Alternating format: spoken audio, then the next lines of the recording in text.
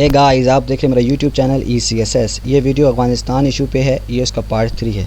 इसके 2 पार्ट्स मैं already upload कर चुका हूँ, जिनमें हमने ये सारे टॉपिक्स कवर किए हैं। अगर आप इनके बारे में जानना चाहते हैं, समझना चाहते हैं, तो उन 2 वीडियोज़ का लिंक मैं इस वीडियो के डिस्क्रिप्शन में दे दूँगा, आप वहाँ पर देख सकते हैं। ओके, सो आज हम क्या पढ़ेंगे? आज हम देखेंगे एफ़र्ट्स फॉर पीस। जो डिफरेंट एफ़र्ट्स की गई हैं पीस के लिए अफ़गानिस्तान में पिछले 8-10 सालों में, वो उनके बारे में थोड़ा सा जानेंगे, क्योंकि आप जानते हैं इंट्रा अफ़गान डायलॉग चल रहा है अफ़गानिस्तान में। सो हमें थोड़ा बैकग्राउंड पता होना चाहिए, सो दैट कि हम पीस टॉक्स का एक रेफरेंस दे सकें, उनके पास्ट में कौन सी पीस टॉक्स हुई और वो क्यों फेल हुई। फिर हम बात करेंगे प्रेसिडेंट ट्रंप की, कि उनका क्या व्यू रहा है अफ़गानिस्तान की वॉर को लेके, ठीक है। और जब वो प्रेसिडेंट बने तो उन्होंने कौन सी पॉलिसी दी अफ़गानिस्तान के लिए, और उस पॉलिसी से फिर उन्होंने यू टर्न क्यों लिया, हम इस पे बात करेंगे। फिर जो एग्रीमेंट साइन किया गया है US और अफ़गान तालिबान के बीच, हम इसके बारे में थोड़ा सा देखेंगे कि मेन पॉइंट्स क्या हैं। उसके बाद हम आईसिस का थोड़ा सा रोल देखेंगे, उसका राइज कैसे हुआ।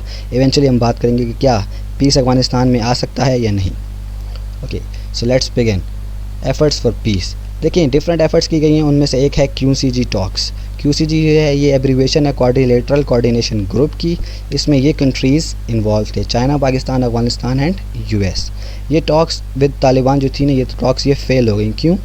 इसकी 3 मेन वजह थी। एक किल एंड टॉक पॉलिसी, दूसरा तालिबान की डिमांड्स, और तीसरा मुल्ला उमर की डेथ न्यूज़ है यहाँ पर। News kill and talk policy का क्या मतलब? देखें, एक तरफ आप एक दूसरे को मार रहे हो, ठीक है, दूसरी तरफ आप नेगोशिएशंस कर रहे हो, सो ये बहुत अनलाइकली है कि आपकी नेगोशिएशंस कामयाब हो जाएं, ठीक है।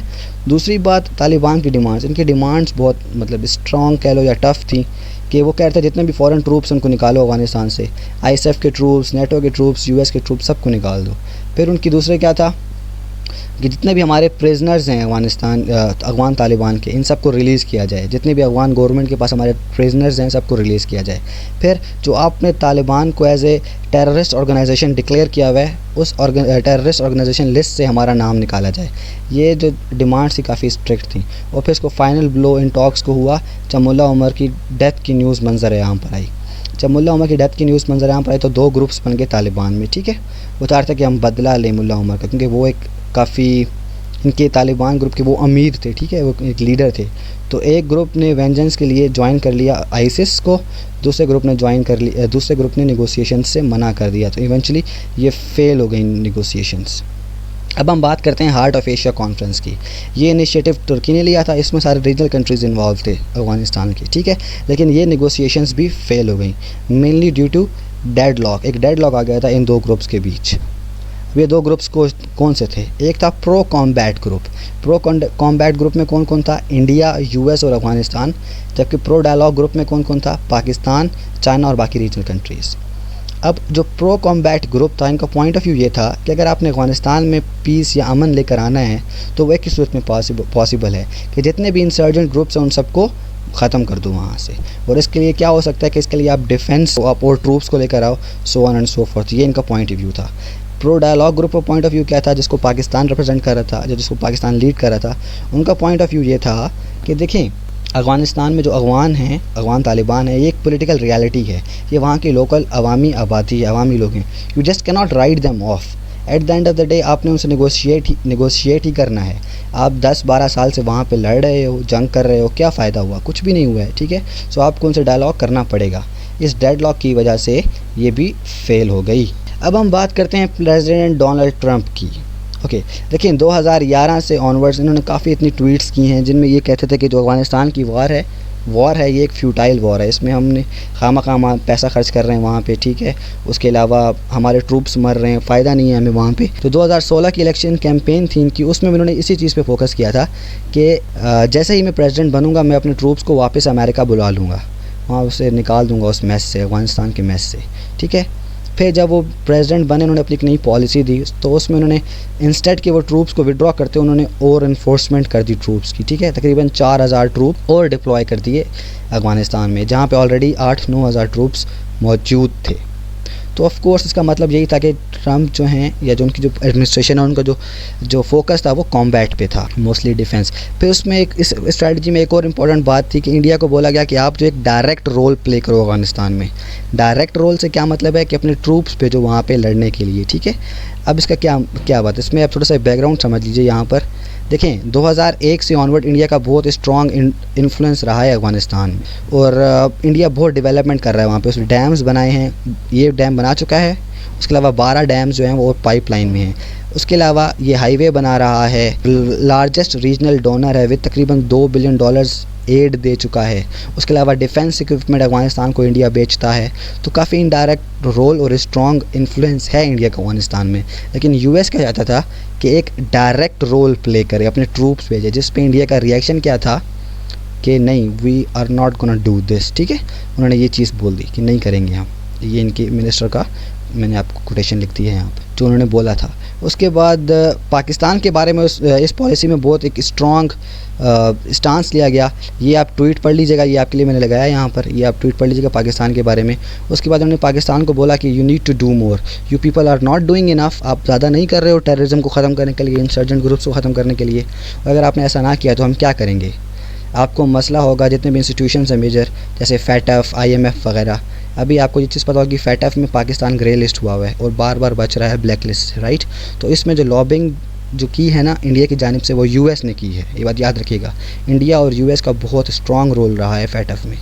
उसके अलावा जो यूएस हमें एड देता था, उसने वो एड ख़त्म कर दी, और यूएस ने बोला कि हम ड्रोन अटैक्स करेंगे अगर कोई भी training camp Pakistan Afghan border पे हमें नज़र आया। ठीक है नाउ, सो अब इस पॉलिसी से हमें ये बात तो पता लगी कि यूएस जो था, डोनाल्ड ट्रंप साहब जो थे, ये बहुत एग्रेसिव थे, right. He was very aggressive and he was focused on combat. ये बात आपको याद रखनी है, ठीक है। एग्रेसिव एंड कॉम्बैट पे फोकस था इनका। अब होता क्या है, सितंबर 2018 he writes a letter to Imran Khan. ठीक है, इमरान खान को लेटर लिखता है, उसमें वो कहता है, मिस्टर ट्रंप कहते हैं कि आपने क्या करना है, आपने तालिबान को नेगोशिएशन टेबल पे लेकर आए ताकि हम उनसे नेगोशिएट कर सकें। अब ऐसा क्यों है, अचानक से इतना बड़ा यू टर्न क्यों लिया गया? देखिए उसके 2-4 रीज़न्स। पहली तो क्या है कि वॉर बहुत कॉस्टली वॉर पड़ी है, अफगानिस्तान की वॉर यूएस के लिए। तकरीबन $2000 बिलियन या $2 ट्रिलियन अफगानिस्तान पर यूएस खर्च कर चुका है। दूसरा, मेक अमेरिका ग्रेट अगेन का मतलब क्या है कि अमेरिका जो है ना, अमेरिका की इकॉनमी कुछ पिछले 8, 10, 12 सालों से अच्छा परफॉर्म नहीं कर रही, ये कम्पीट नहीं कर पा रही चाइना की इकॉनमी से। और अभी जो रिसेंट रिपोर्ट्स आई हैं उसके मुताबिक 2028 या 29 में जो चाइना की इकॉनमी है वो ओवरटेक कर लेगी यूएस की इकॉनमी को और दुनिया की सबसे बड़ी इकॉनमी बन जाएगी। देखिए, और सिंपल सी बात है, जितना ज़्यादा आपके पास पैसा होता है आप उतने स्ट्रॉन्ग होते हो इंटरनेशनल अरीना में। सो ये भी चीज़ है कि चाइना बहुत ग्रो कर। प्रेसिडेंट डोनाल्ड ट्रंप का फोकस था कि वो अमेरिका की इकॉनमी को थोड़ा बेहतर कर सकें। फिर एक और बात क्या थी, स्टेलमेट। देखें 2004 में जब तालिबान ने अपना रेजिस्टेंस स्टार्ट की तो उस टाइम पे उनके एक आध डिस्ट्रिक्ट उनके कंट्रोल में था, लेकिन अब अराउंड 50% ऑफ द अफगानिस्तान, ठीक है, 50% of the Afghanistan is under the direct और इनडायरेक्ट कंट्रोल ऑफ तालिबान। तो एक स्टेलमेट जैसी सिचुएशन बन गई है यहाँ पर, जिसमें ना यूएस जीत पा रहा है ना तालिबान, और एक अजीब सा मैस सा क्रिएट हो गया यहाँ पर, ठीक है, दलदल सी बन गई है। दूसरा, रीजनल कंट्रीज़ भी इन्वॉल्व हो गए हैं। अभी एक रिपोर्ट आई थी, एक न्यूज़ आई थी जिसमें ये कहा गया कि रशियंस ने ऑफर्ड बाउंटीज़ उनको तालिबान को कि वो यूएस के सोल्जर्स को मार सकें। ठीक है, सो काफ़ी कम्प्लेक्स सिचुएशन हो गई थी। इन सारी वजूहात की बिना पर ट्रंप एडमिनिस्ट्रेशन ने ये डिसाइड किया कि हम जो हैं वो नेगोशिएट करेंगे तालिबान से। अब नेगोशिएशंस फाइनली स्टार्ट हो गई कतर में, कतर के शहर दोहा में 9 राउंड ऑफ टॉक्स हुई, which mainly revolved around these 2 things कि विड्रॉल प्रोसीजर क्या होगा, कितने अरसे में विड्रॉ किया जाएगा, so on and so fourth. दूसरा, और कैसे अफगानिस्तान को रोका जाएगा कि ये अफगानिस्तान जो है ये एक लॉन्चिंग पैड ना बने टेररिज्म के लिए।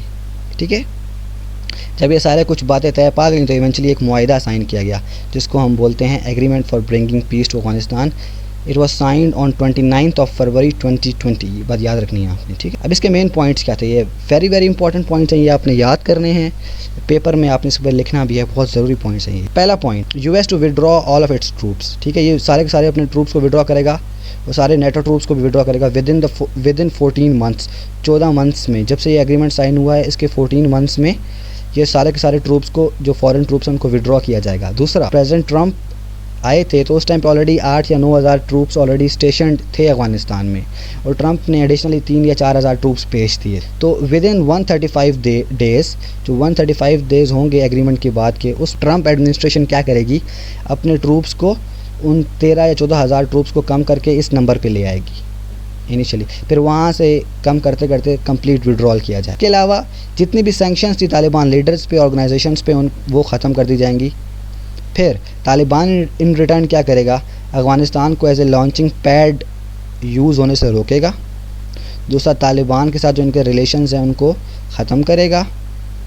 और एक प्रिजनर एक्सचेंज की बात भी की गई थी, वो ये था कि तकरीबन 5000 प्रिजनर्स जो थे वो अफ़गान गवर्नमेंट रिलीज़ करेगी तालिबान के, और तालिबान इन रिटर्न 1000 प्रिजनर्स जो है वो रिलीज़ करेगा अफ़गान गवर्नमेंट के, अफ़गान फोर्सेस के। ठीक है, ये था। और जब ये हो जाएगी प्रिजनर एक्सचेंज का काम बाय मार्च 10, तो उसके बाद एक इंट्रा अफ़गान डायलॉग शुरू होगा जिसमें अफ़गान तालिबान नेगोशिएट करेंगे जो अफ़गान गवर्नमेंट है उनके साथ, राइट।